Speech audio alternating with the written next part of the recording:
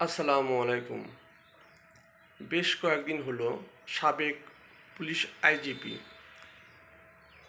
Doctor বেনজির আহমেদ সম্পর্কে অনেক আলোচনা চলছে।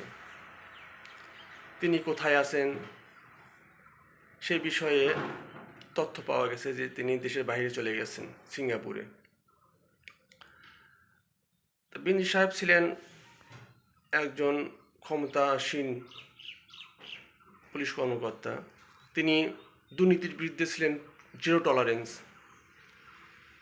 কিন্তু শস্যের ভিতর ভূত কথায় আছে।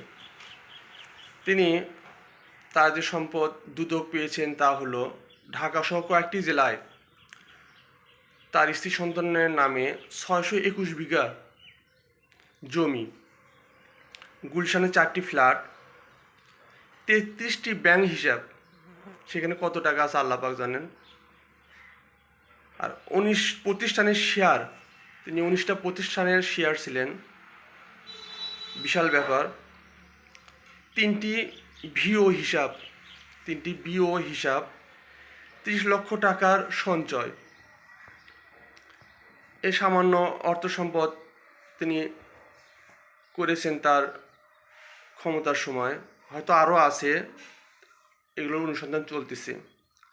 এই অবস্থায় বেনজির সাহেব তার স্ত্রী সন্তানকে নিয়ে দেশের বাইরে চলে গেছেন,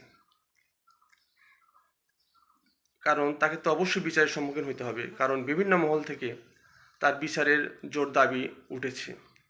ধন্যবাদ।